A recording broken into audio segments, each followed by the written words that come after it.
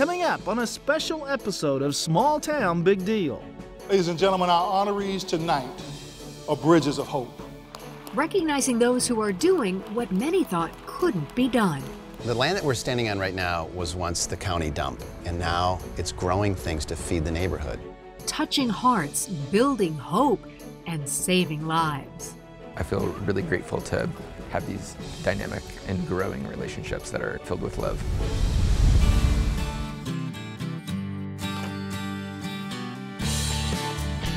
Welcome to Small Town Big Deal. We've traveled across the country and firmly believe that the people in small towns are the hands that keep America strong. So join us, Rodney Miller, And Jan Carl, as we show you the great things these people do on Small Town Big Deal. Welcome to this very special edition of Small Town Big Deal. I'm Rodney Miller. And I'm Jan Carl. And it's special not because we're dressed up. Well, can I say you look really glamorous tonight? Well, I'm not in jeans or a flannel shirt, and you know, you're looking pretty swanky yourself. Thank you. You clean up good. I have legs. You've never seen me in a dress before, I don't think. You know, Jan and I are honored to bring you great stories from all across America. And what brings us here tonight is love and inspiration that has truly made a difference in communities all across the nation. We're in Atlanta for the True Inspiration Awards, a special celebration created and hosted by the Chick-fil-a Foundation. The restaurant chain that's best known for all things chicken is also big on helping our nation's youth be everything they were created to be and more. In some communities, that's a daunting task. So the True Inspiration Awards recognize those who make a positive impact in their communities by helping and inspiring future leaders. The winners receive grant funding from the Chick-fil-a Foundation. Today, we'll get to know a few people who aren't just winners, they're heroes. And these people are the bridges in their communities. They're the bridges for so many kids, they're bridges of hope. We want to make sure that they're celebrated. Ladies and gentlemen, Mr. Kevin Frazier. I used to work with Kevin at Entertainment Tonight. It's beautiful what Chick-fil-A is giving out this kind of funding for these organizations that are looking around and are saying, we need to help these people here. 22 awards are handed out to great organizations like Door of Hope in Pasadena, California. In 30 years, they've helped hundreds of homeless adults and children rebuild their lives. Or Lecotech of Atlanta, Georgia, who empowers children with disabilities through play. However, an organization like Friends of the Children takes the idea of mentoring to a whole nother level. We provide a salaried professional mentor from kindergarten through graduation, 12 and a half years. What kind of relationship is created with a mentor you have for over 12 years? It's a powerful one, just one that provides hope, empowerment, and love. And those are 3 solid reasons to take a closer look at the mentoring program, Friends of the Children.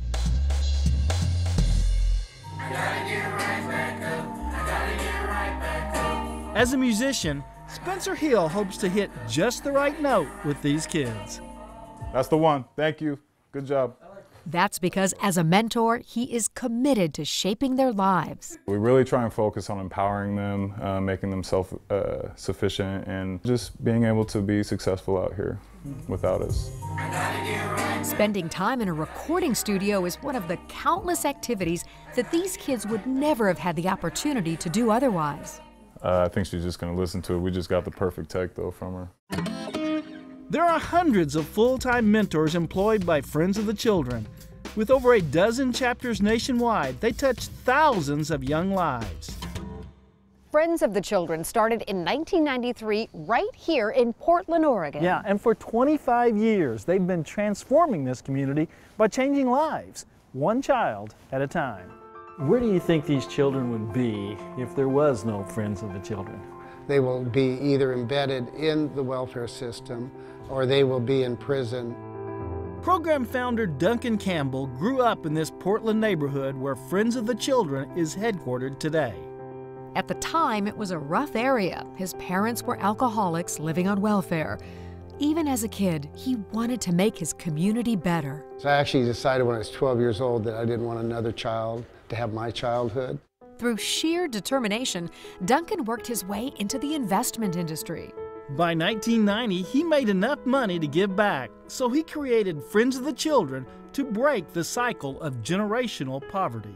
And pick 100 kindergarten children, and we ask for the most difficult children. So it's the reverse of what you do on a playground. Number one draft pick is the children that has the greatest need. These children are the most vulnerable, and you cannot change these children's lives in 6 to 8 months, let alone 3 to 4 years. You're picking that child that gets picked last in reality Exactly. in life. That's exactly right. We'll stay with them no matter what. Through the ups and downs, we'll always stay with them. So even if they get in trouble, you want to try to get them through that. Exactly. You know, success is usually not a straight line. The average is that 85% of them graduate from high school and get a GED. 60% of them came from a parent who never finished high school. That gives you the perspective. Yeah. We keep 92 to 96% out of the juvenile justice system, when 50 to 60% of them have a parent that's been incarcerated. Check this out, we'll go over there in a second. This is Powell Butte, this is where we are. Who can find Mount Adams? Right there. For mentor Greg Lavender, helping kids like these 4th and 5th graders navigate a successful path is very fulfilling. I feel really grateful to be living this life where I get to have these dynamic and growing relationships that are filled with love. One of my favorite things about caterpillars is it turns into a completely different creature. Just like all 3 of you are going to go through lots of changes that you don't know about, and then you're going to be very different when you're adults. And remember that song the kids were recording earlier with Spencer? Well, it's almost done. High school senior Dorian Nira just needs to add vocals. My teacher sent me out of class for the 3rd time. It's kind of like a song that represents what Friends of the Children does. Is the first verse.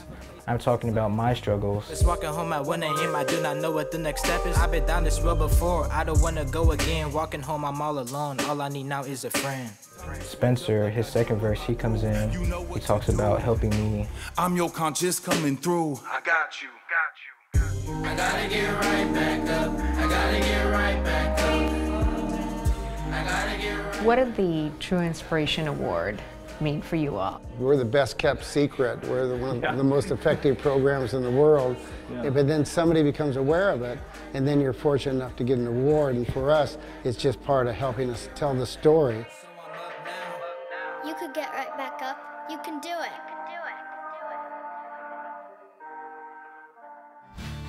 When we come back, how one after-school program is helping a whole neighborhood to rise. Yeah, I'm not teaching you, you're teaching me.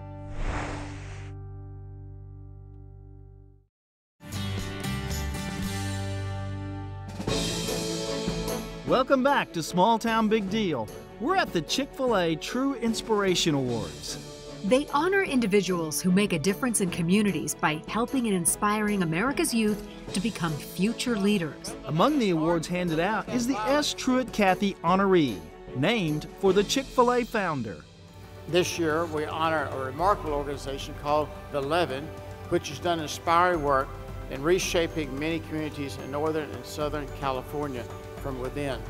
The 11's success is very promising and provides great encouragement for other organizations serving underserved and at-risk communities across the country.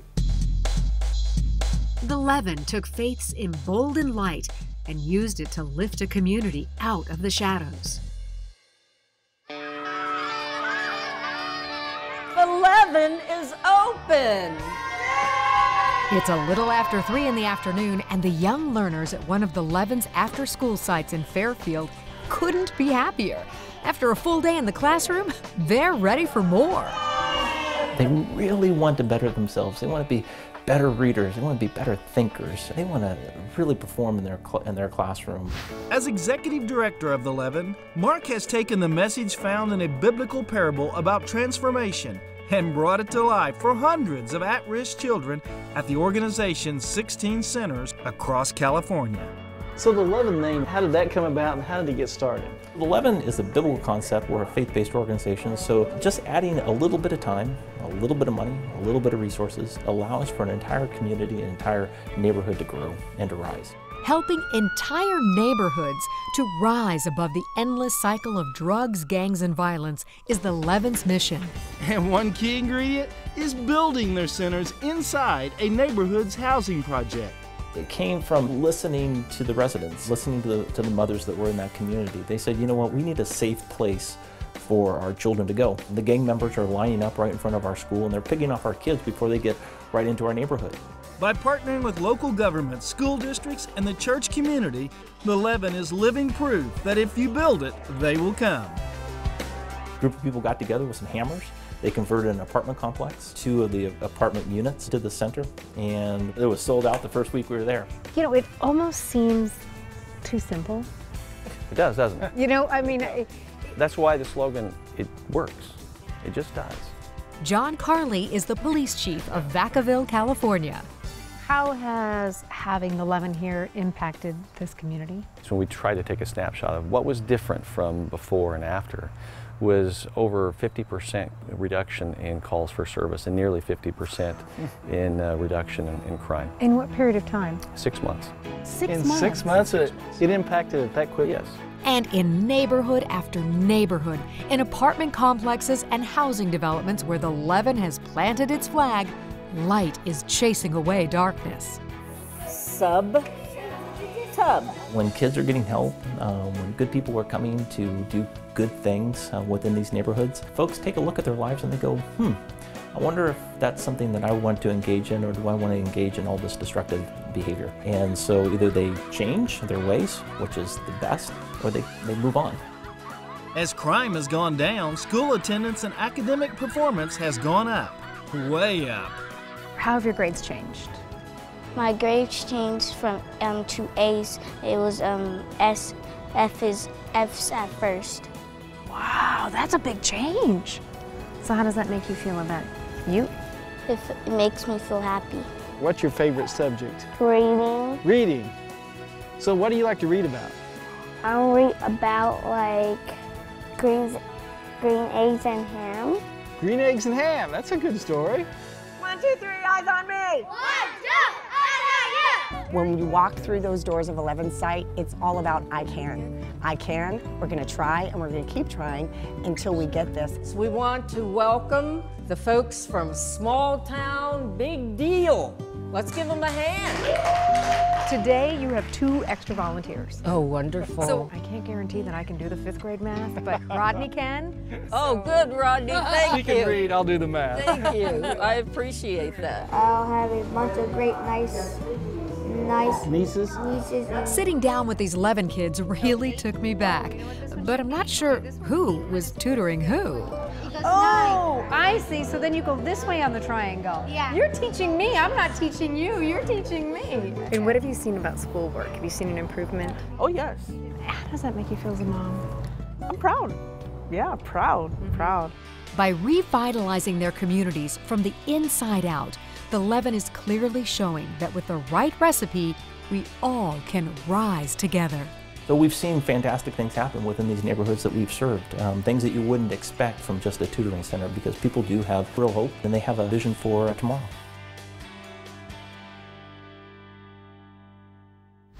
Up next, I was tired. I didn't want that life anymore. From dealing dope to dealing hope.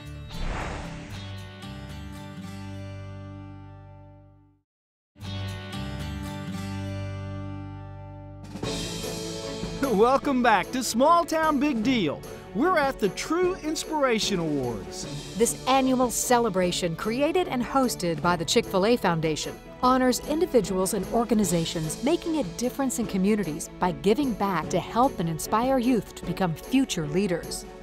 22 awards are handed out to outstanding organizations like No Greater Sacrifice. They educate children of fallen and wounded service members. Or Teach for America. They are strengthening educational equality and excellence all across America. Then there's the groundbreaking program called Urban Ventures. Urban Ventures' mission is educating kids, supporting their families, and transforming our communities. Urban Ventures' accomplishments are as stunning as its beginnings. it's a tale of how both forgiveness and love still power a community's astonishing transformation after 25 years.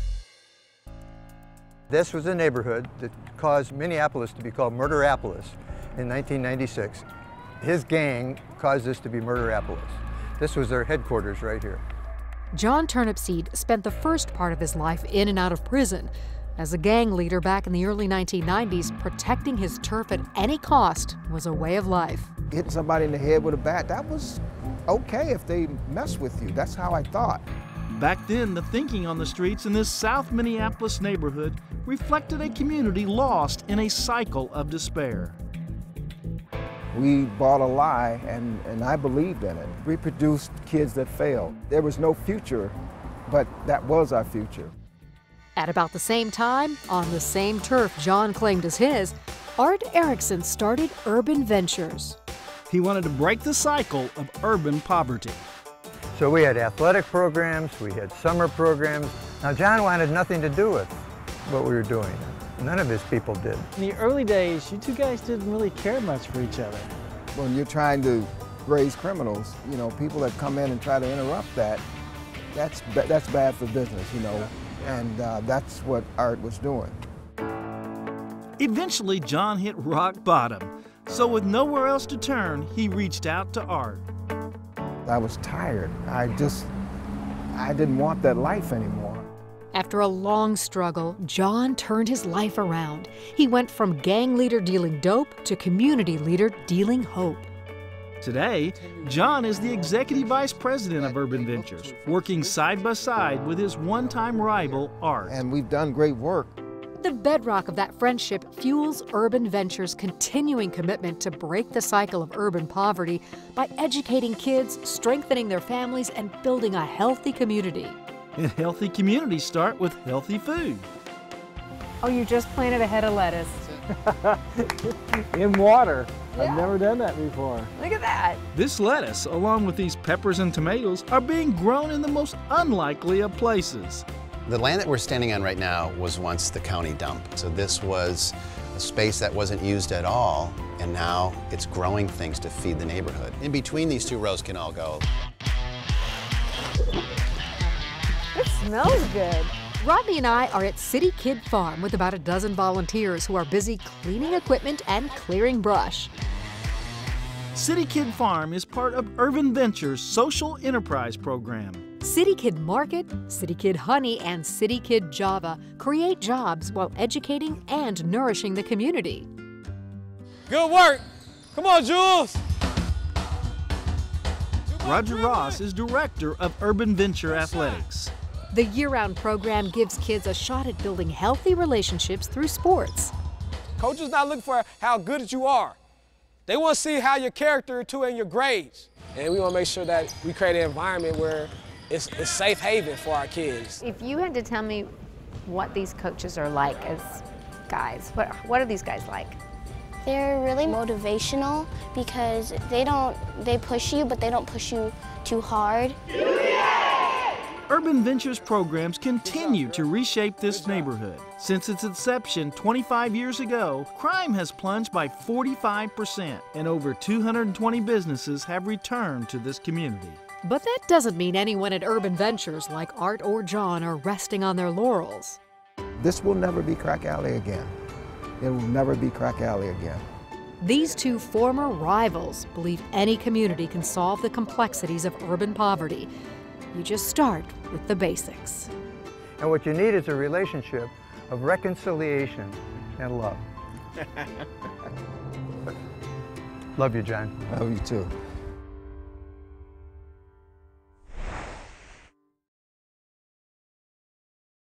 Welcome back to Small Town Big Deal. We hope you've enjoyed this very special edition of Small Town Big Deal. You know, after telling the stories of some of the Chick-fil-A Foundation's True Inspiration Award winners, I can say without a doubt that Rodney and I are greatly inspired. And we hope you were too.